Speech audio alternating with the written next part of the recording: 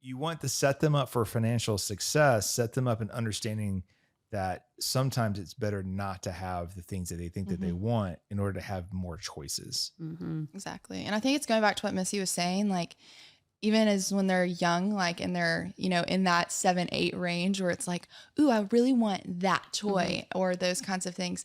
And it's like, encourage them to save for it. Where it's like, okay, well, if you want it so bad, then like, let's save for it.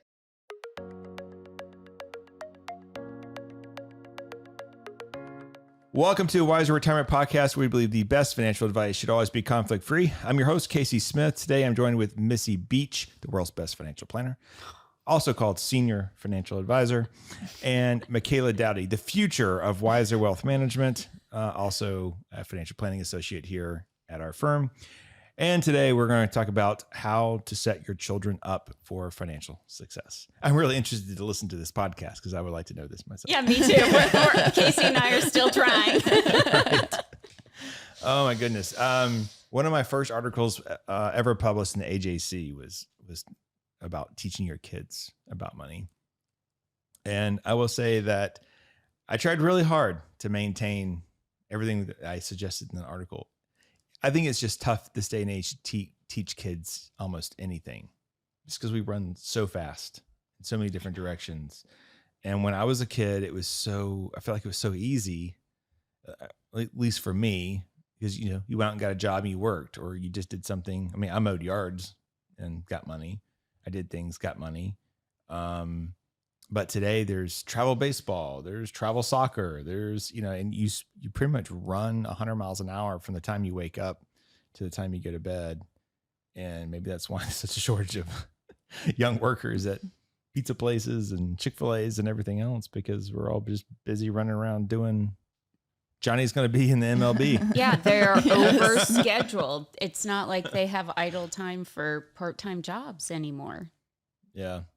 Between high-achieving scholars and athletes, where's time for part-time work? So, we can't fix that problem. We can fix a lot of things here at Wiser Wealth, but not that. So let's just kind of dive into the theory here and what we need to be focused on. I mean, I shared with you guys over lunch yesterday that, I have one about to go to college who his job has been to be good at golf. And he got good enough to get a full D1 scholarship to Mississippi State. So good for him. Did his job. Check right? that box. But he's in a situation now where he wants more money. And, I was surprised. I was surprised when I was at the dinner table. I'm like, okay, where is he? And I text him and he's like, I'm working. And I'm like, you're working? What do you mean you're working? And he's like, I got a job at DoorDash. So my son's out delivering meals when it gets dark after golf for money. And of course my financial mind, my parental mind went off first. I was like, okay, that could be a dangerous job, and unnecessarily dangerous job. And then my mind went to money, of course. And I'm like, wait a minute, I paid for that car.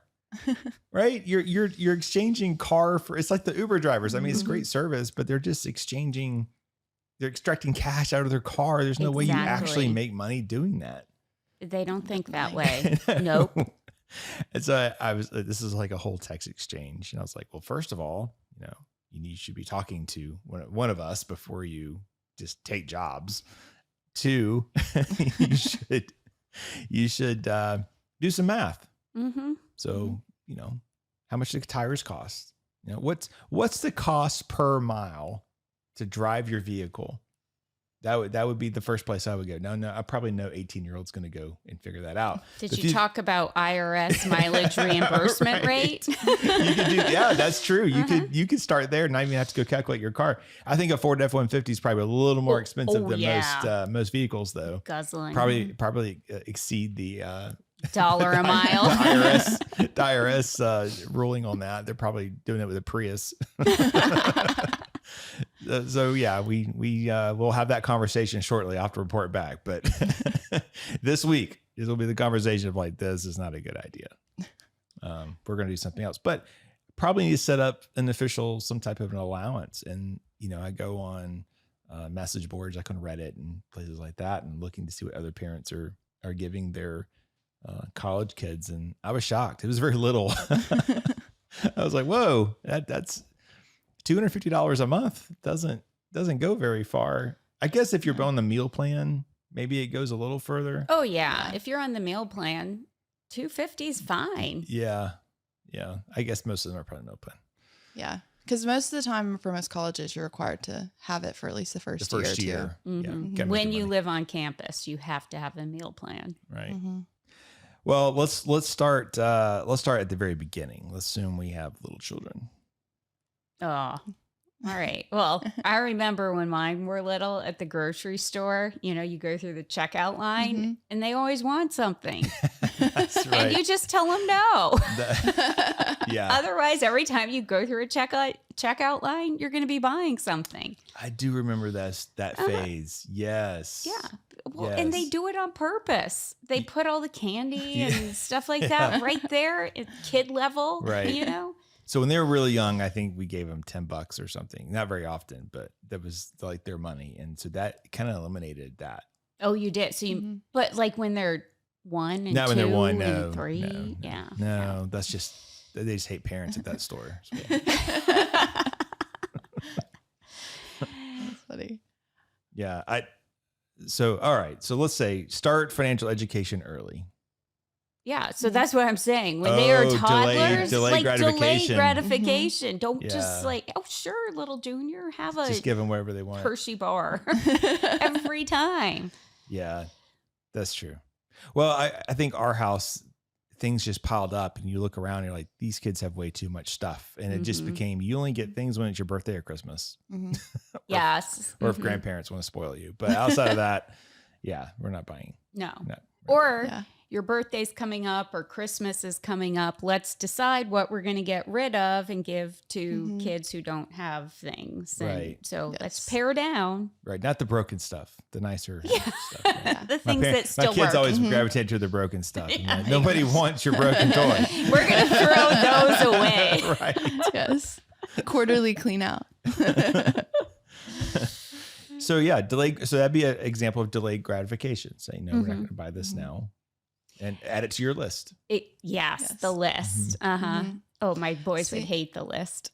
See, I was always put in charge of the list. So my parents, like for grocery shopping, it was always like I got to write down the list and like help build the list. And then for like when I was growing up, it was very, because I grew up in like the middle of 08, 09, credit crisis, everything. So finance was top of mind for everyone then and was all over the news and you couldn't escape it if you wanted to. And so it was very evident when we would just go to the grocery that it was like, we're only going to spend like $100 or $150, whatever amount it needed to be. And it was always just like a game for like me and my mom to be like, okay, we're going to get some coupons. We're going to clip those. And then we get up to the register and I'd be like, are we going to do it? Are we going to do it? And it was like just a game. Like for me. watching the coupons come off. Cha-ching, Yes. cha-ching, And then it was cha-ching. also just like watching it go up the whole time. And you're like, we're getting close. We're getting close. So people thought we were crazy, but that's okay. So it just became like very much a like ingrained part of like you budget your life and like budget it in a way of like the things that you can definitely like control, like grocery shopping, you can majority control. Granted, I mean, right now inflation's insane, but for the most part, you can control like how much you're spending at the grocery store. And so that was just a really small way that I got to see like from an age of like 7 and 8, like, okay, this is how money should be going out of the house, is like you're actually thinking intentionally about what you're putting in the cart. You're not just grabbing the best name brand option because it's the best name brand option. And so, granted, you know, you have to be careful with that because I did have the story with, I freaked out that we went over budget. So then the people behind us thought that it was like, oh no, like they're in dire need. That's all they have. And my mom had to turn around and be like, no. She just knows the budget. I'm so sorry. They were like going to hand you a 20. Yeah, Trying to pay for your groceries or something? Yes, Oh, they tried to pay Lord. the difference for my mom's groceries. And my mom was like, that is so kind, but we don't need that. In context, your mom's a successful financial advisor. Yes. But Oh I my love it gosh. that your That's so mom. embarrassing. but it's so nice that your mom turned it into a game, you know? So it wasn't like budgeting is a bad thing and, you know, like this death sentence. Most people think of budget as like, oh, you know, a really negative connotation, but like for you all, it was this game and like, oh, we got to stick to this number. How can we do it? And then, oh, with the help of coupons, like I could bring the total down. So, well, I think it's having a childlike perspective to finances because it's like when you're a kid, you don't know anything about finances. Like money is just this thing that you see getting spent for goods and all of that. And so they don't understand like fully when you're young that like, oh, there can be stress with money. Not yet. And so it's one of those things that really you get to kind of shape, like you could shape it into a game, you know, and it can very easily turn into that because they don't know budget, and budgeting can be literally a game to them. Like, oh, we have the budget game. Kids love games. I'm sorry. I'm still stuck on that story. That's crazy. So, you know, I think the next part is just, you just touched on it, is leading by example. So it's just doing things that, you know, they're watching, they're learning by watching. That's not just true with money. It's true with everything. Relationships, they watch parents and learn how to interact with relationships, you know? So we, you know, I feel like the world's more open now. People tend to say more things about money to their children than maybe prior generations, for sure, especially 2 generations ago. But not all families. But that's true, but not all families. Some families, it's still taboo for some reason. Interesting. Because we have some clients that come in and they're like, yeah, my kids don't know anything. They don't need to know. And I'm like, but they do need to have a general sense of where you stand those are and how adult it children, works. though, and about your finances. I'm thinking about little kids now. Oh, yeah. Yeah. But I think the big thing is how do we get our children to understand the negative impacts of debt? Because we have over $1 trillion in debt right now on credit cards. That's just the credit cards. Wow. It's individual consumer debt's highest it's ever been.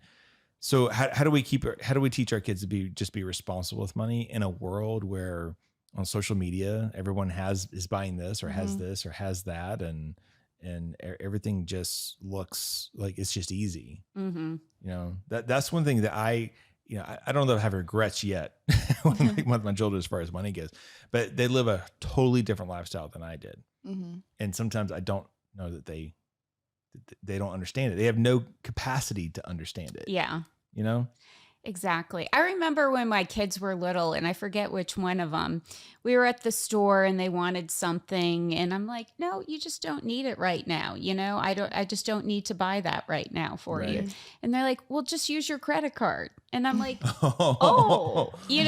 that's, you know, not free money. I said, and then we had the credit card talk and to explain, like, sure, I could swipe my credit card, but that's just like handing over a wad of dollar bills. Right.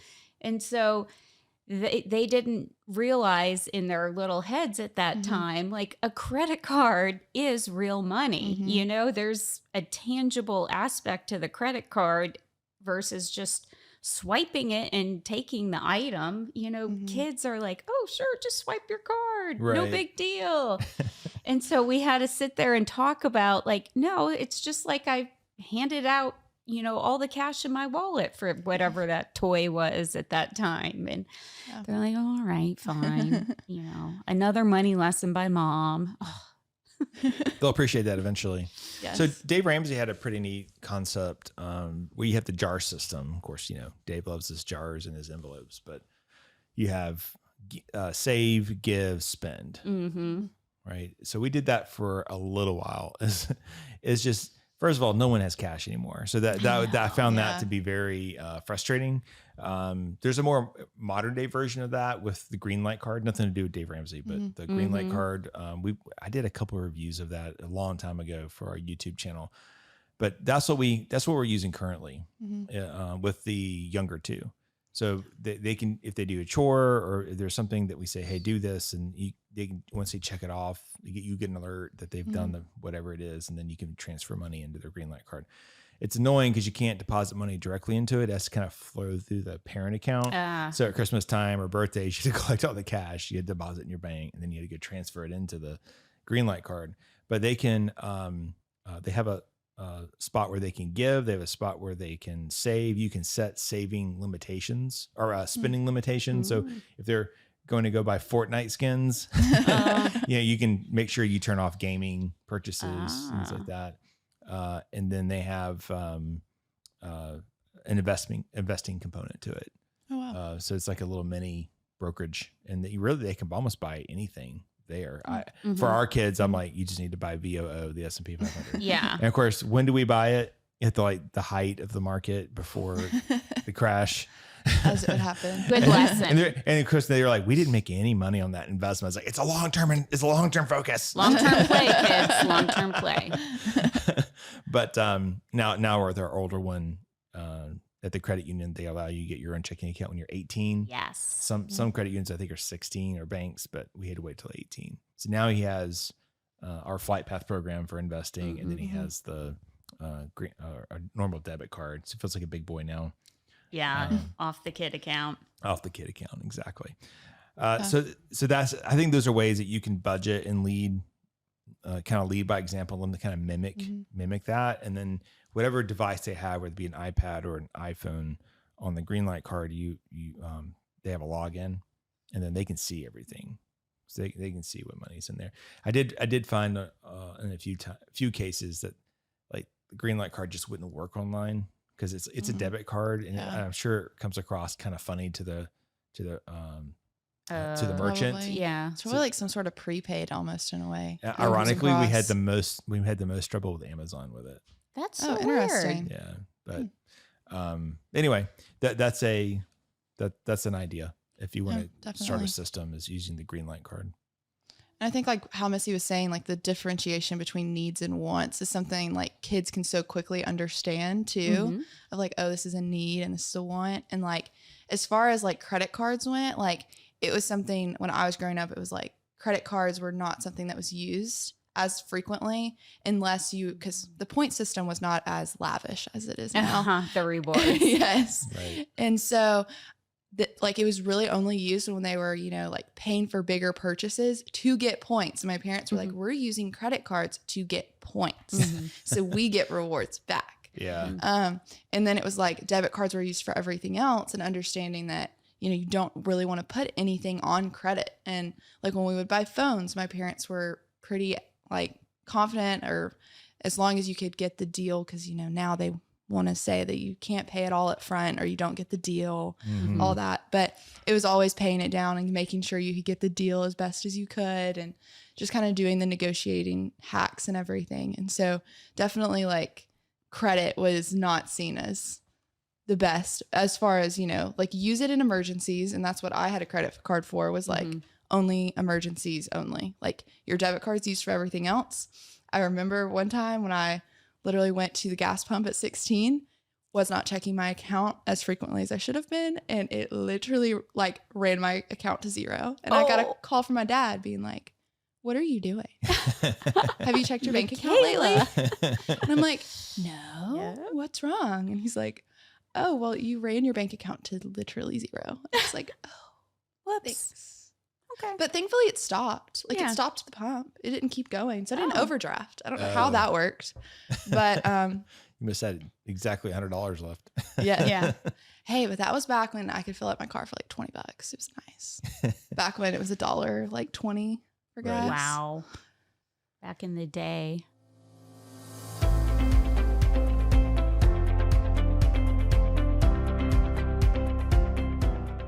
Are you curious why annuities keep coming up as a potential investment option?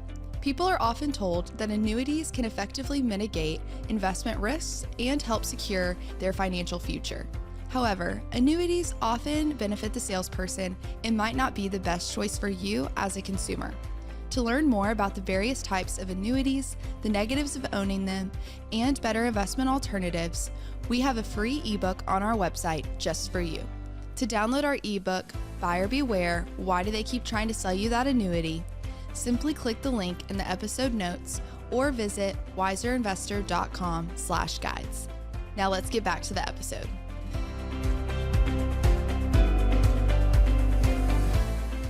So that part is, so here you got to have some type of a budget system that they understand and delayed gratification. So we've talked about that. Another thing is, teaching them about investing. Obviously, we know a thing or two about investing. One of the things that I get frustrated with is individual stock investing. Oh. So it's like understanding how stock works, I think, is important. But usually in high school, they have the stock game. They do that in finance school, major.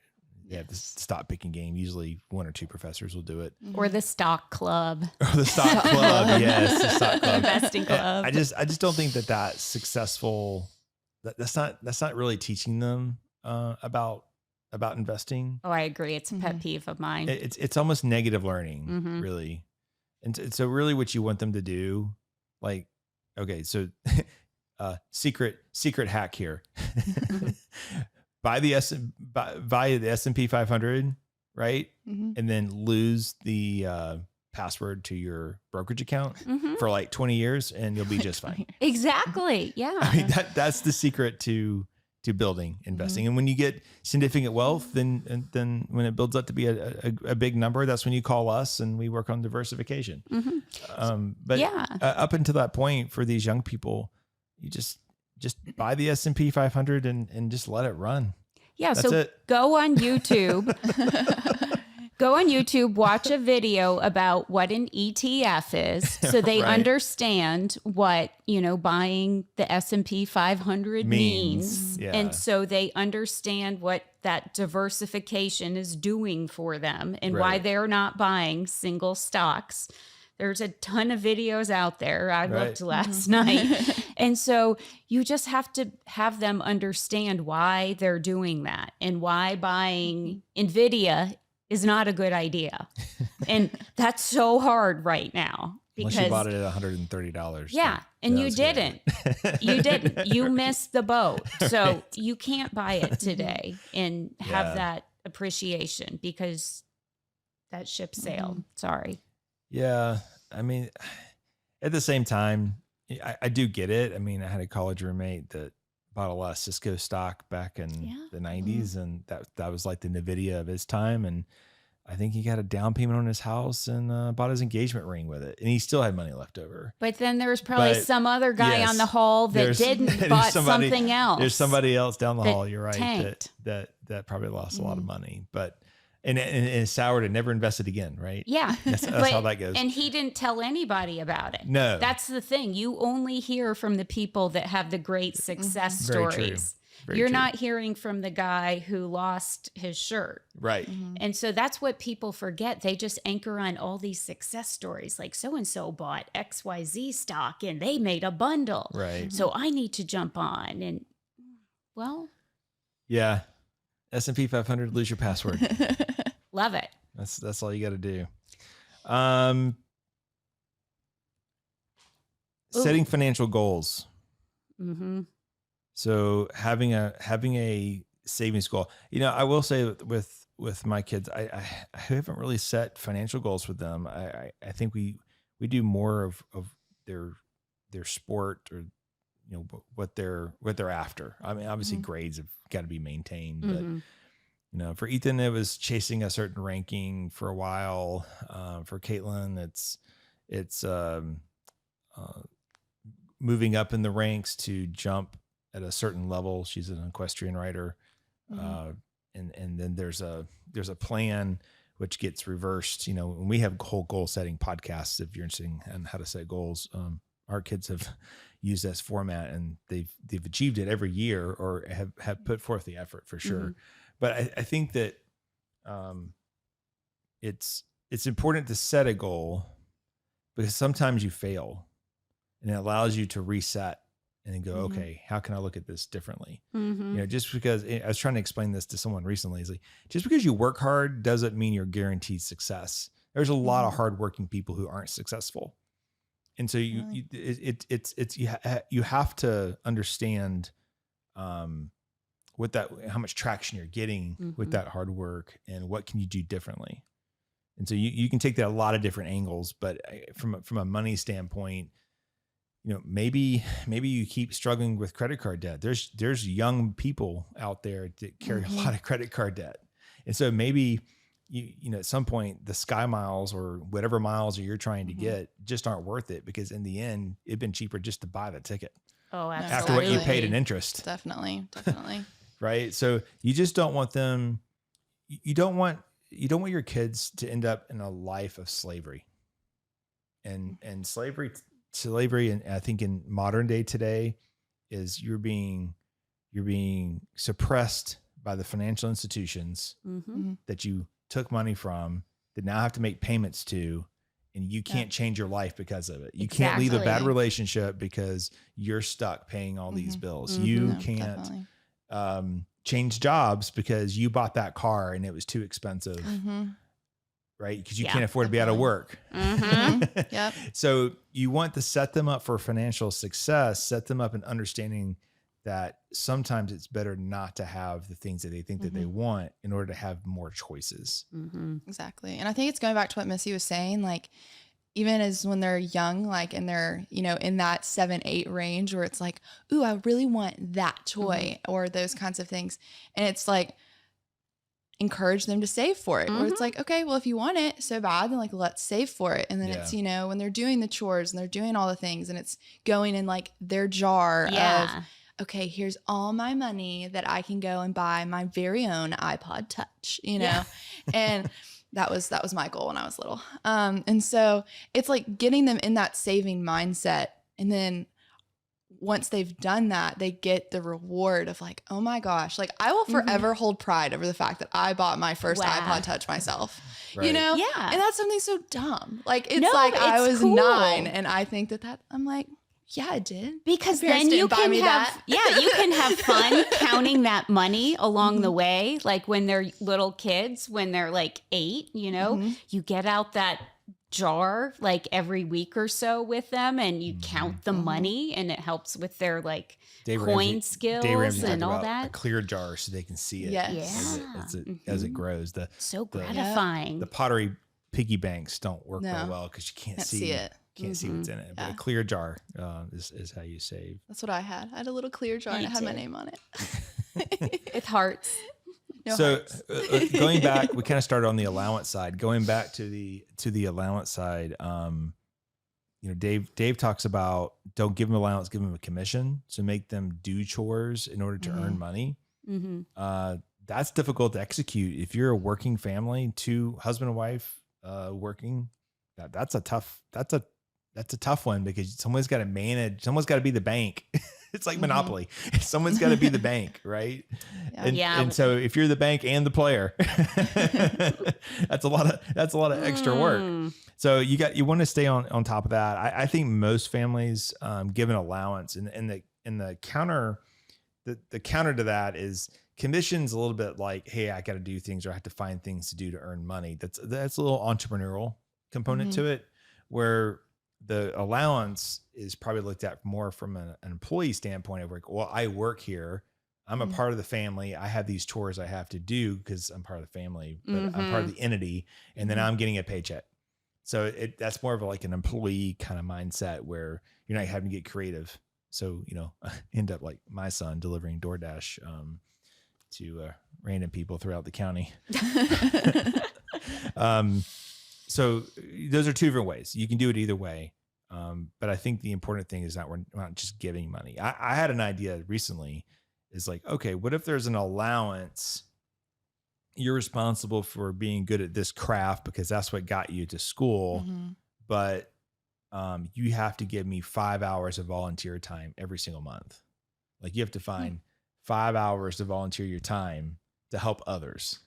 Yeah. That's good, but how are they going to find that? A college freshman's not going to be able to find that time. Well, even a high schooler, that a lot of the opportunities are during school hours. True. I've noticed that like at our school, the higher, the kids who take the AP classes and the Mm-hmm. really high classes, they all have required volunteer hours, but people in the Mm-hmm. core group aren't required to have volunteer hours, which I thought was That's a interesting. little different. But Yeah. I know that that's important on college resumes Mm-hmm. now is volunteer That's hours. huge. Oh, Yeah. absolutely. I think just being a part of clubs though too, because I think high schoolers, I don't know, like looking looking back on time in high school, it's like somehow your energy is infinite at that age. Yeah. And so I mean, like I was leaving the house at 6 o'clock and I wasn't coming back until 9, 10 o'clock. You know, Yeah. I was like, curfew, I'm here. You know, and so like I think it's something that you find the time. Mhm. And I know like I was a part of a lot of different clubs that all required I'd have over like 40 hours of service every year on top Wow. of doing golf because I was Yeah. pursuing college and collegiate golf at that time, and then schoolwork and all of that. So it's finding that balance, but I think it's setting them up for like time management that's beyond like just themselves, and like Mhm. because volunteer hours are something that they're not doing for themselves, they're doing Yeah. for someone else. Right. Whereas like sports, you're focused on your individual skill, and that's so individually focused that it's like I have to be me and the best I can be, which is so good. But you also have to have the balance of like there's another world out here, and it's like when you're in like the privileged stance that a lot of the clients that we have are and their kids, and it's a tough conversation for money because money isn't necessarily a problem and it's not a nail biter issue, that it's one of those where it's like you almost have to give them a little exposure to like there's a world out here where this is not the case, and you are Mhm. so Mhm. privileged and so blessed to be where you're at. And I think that helps put money into perspective at that point, Yeah. because it's like, oh, money doesn't just grow on trees. You Right. know, it really is something that, Mhm. you know, mom and dad had to work really hard for this, because I'm seeing that there are other families that are struggling. And especially in the circles, and especially in Atlanta, because Atlanta's hard because it's a lot of like private schools. And so you get into like your own little bubble. Yeah. And there's nothing wrong with that because then kids are sheltered and all of that, but also just giving them another dynamic. And so I think that's a great idea to have hours, all that to say. Yeah. Well, I push back on the sheltered part. I mean, from some things, yes. Mhm. From gang shootings, probably. Probably, yeah. But yeah, but even in private schools, you know, we struggle with, because with that privilege comes other issues. No, definitely. We have parents at our school that willingly serve underage kids alcohol as long as they Mhm. drink it in their house and don't drive anywhere. I'm like, what is wrong with you people? You know? So we fight other Definitely. other things. No, definitely. Not just I don't think anybody's gonna die, but you know, yeah. Mhm. Different issues. Don't get me course. started. That's a whole different Yeah. different podcast. I still maintain that the best teachers are in public schools, but in some of the worst environments. Mhm. But I will say this, because I live in the city of Marietta, and you're in the city of Atlanta, Missy. So, you know, our public school choices are very different than people who live in Definitely. Cherokee County or Mhm. even East Cobb, where the public schools are almost like private schools. Mhm. Definitely. So it's all about where you live. Yeah. Not, you know, for me to make that statement, you have to understand where I'm coming from in my situation, Mhm. Missy's situation. Where if I lived further north, we probably wouldn't need to be in a private school. Yeah. So, True. let's talk about college and career planning as they get older. That's tough. You know, I mean, man, for my oldest, I don't know that he'll be a PGA golfer. If he's going to kick it into high gear, this is his opportunity. So he's going to have the opportunity to do that. But he's a good people person. He's a good networker. Not too worried about him. I think he'll turn out just fine. It's painful to be watched. You know, he comes from school of hard knocks like his dad. So it'll be painful to watch a few little mistakes probably here and there. But yeah, I mean, when kids are really little, they want to play baseball. They want to be golfers. They want to be in the NFL or pro basketball, you know, or now I guess it's for kids like my 12-year-old, you know, I want to be YouTube famous or Yeah, I know. I mean, But I that's just think tough. they start my thing figuring is, it out. yeah, my thing is like, themselves. let them dream. Yeah. Let them think that Uh-huh. there are no limits. Mhm. And as they get older, they might go, okay, well, maybe being an astronaut is not what I exactly wanted it to be. But, you know, And I Yeah. think once they get to the college level, they start to kind of find their way. Like my oldest is a junior now, and he knew going into college he wanted to do something in the business realm, but he didn't know what. So he started off as a double major in finance and business analytics. But then as he went through it, he realized, oh, well, I could get my master's in business analytics in 4 years. And so he changed paths and Yeah. dropped the double major and realized, okay, I'm Mhm. just going to get my master's in 4 years and be done.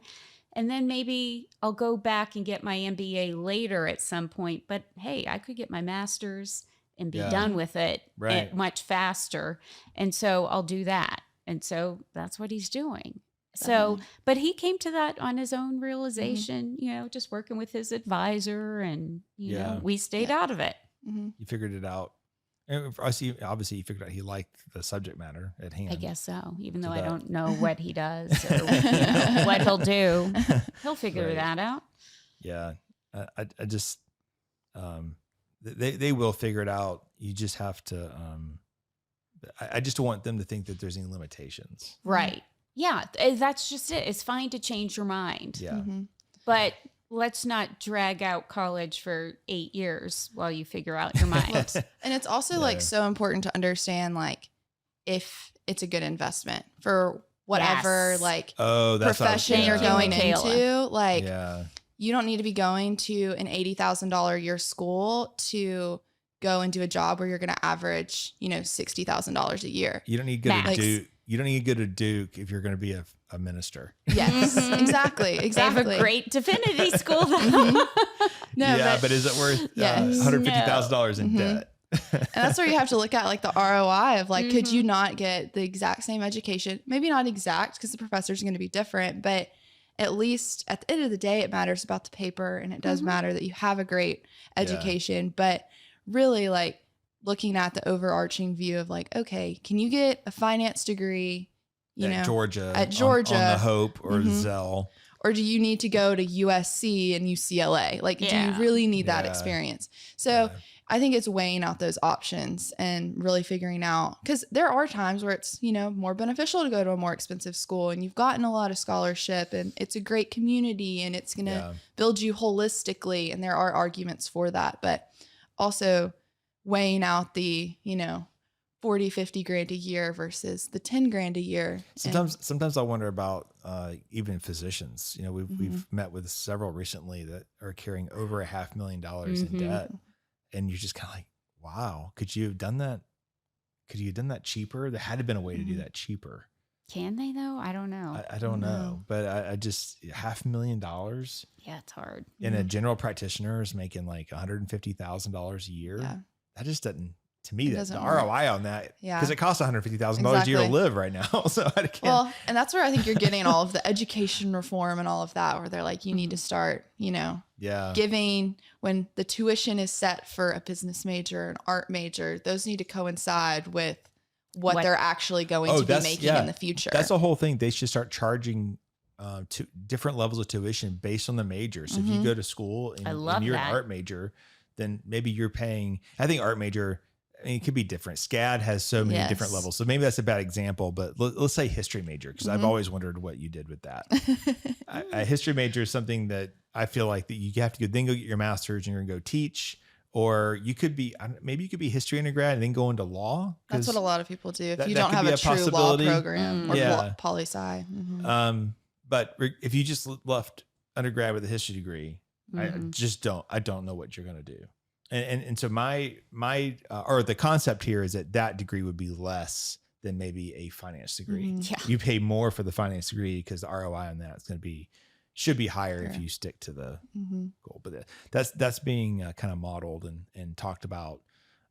Even some of these smaller Mhm. schools, maybe we should charge more for Mm. different programs. Because what we see, I think everybody knows I'm on the board of visitors at Barry, not the trustees, the big board, but the the board that they say thanks, but no thanks, but we'll put you on this board. But what we see is in the school itself. So you have these different deans of different departments, and you have the resources kind of being equally handed out. And really the business schools should be getting most of the resources because they're the school where the ROI on alumni and people giving back. When you look at the donors, I don't see too many ag majors there. I don't see too many education majors there, right? Yeah. So maybe we should be charging more for one set and then a little less for other sets. So that's an idea that's being pushed around at a lot of different schools. My thing is students and sometimes parents don't understand the ROI on a college degree. They just think, get to go to college. And at Berry, we have a lot of first generation college students. And what's interesting to me now, Berry has a huge endowment. They're very generous with that endowment. So what people are paying is a lot less than what the sticker price is. The last I checked, it was $29,000 a year average tuition, but I think the sticker price is over 60. Wow. So there's a lot of, that's really nice. There's a lot of give there. Yeah. So what's interesting though, is the fact, hitting your computer there, was the fact that, when people go to take out loans, of all the disclosures that are in the student loans, none of it says this is what you are expected to make when you graduate. That's so disappointing. And there was a website, it's not there anymore, but there was a website where someone was trying to do that. They were saying this degree, this college, this is the region you'll probably live in. This is what you'll probably be making. Wow. So it's taking all the polls we see on what people get paid as professionals, is integrating that into cost and it say, this is what you should get on the other side. That should be the top piece of paper before you sign for a student loan. Yeah. Yes. Because we've all met people with $150,000 student loans from some school we never heard of. Yeah. Right? Well, and a lot of schools actually will do that for their college seniors after they've graduated. Yeah, but it's too late. Yes, but they'll post it online is what I'm saying. Oh, what they're making. Yes, like what their average graduate from this major, at this year was, 55,000. But that should be before you sign for the student loan. Definitely. Right. Yeah. Yeah, that's how you solve that problem. But there's a lot of interest in that. The schools have no incentive to do that whatsoever. No, they just want you to keep paying them money. Bottoms and seats. Right. Yeah. So anyway, but that does kind of fall into budget. What's the point of teaching your kids about being responsible? And then they blow it out. And they blow it out. And now they're stuck with a $1,500 a month student loan payment. And they're making $2,500 a month the first year they're employed, or $3,500 a month net. Yeah. They start off in the hole and it just, sets them back. Someone asked me recently, is it better for me to go to Berry College or KSU? I'm not a big fan of KSU. We've interviewed a lot of people there. We've hired maybe one or two that I thought were rock stars, but I think Berry's a better education. But a education at KSU where there's no debt is way better than a Berry College education with debt. With debt, exactly. Right. So you have to think about these things in the end. Absolutely. So, all right, guys. We've got. Speaking of college savings, we have a great episode 158. This is episode 210. Episode 150 or 168. Everything you need to know about 529 plans. We also had a video here recently on the YouTube channel. Georgia will now mandate personal finance education in schools. I think that rolls out next year or at the tail end of this year. That was a Governor Kemp initiative. And we have some great blogs that we've also linked in our show notes to learn more about teaching your kids about money. Thanks, guys, for the conversation. And thank you for listening to today's episode. If you're interested in learning more about Wiser Wealth Management or want to schedule a consultation, meet one of our fiduciary financial advisors, you can do so by going to wiserinvestor.com. Click on the Schedule Now button to get on our calendar. We'll see you next week. Thank you.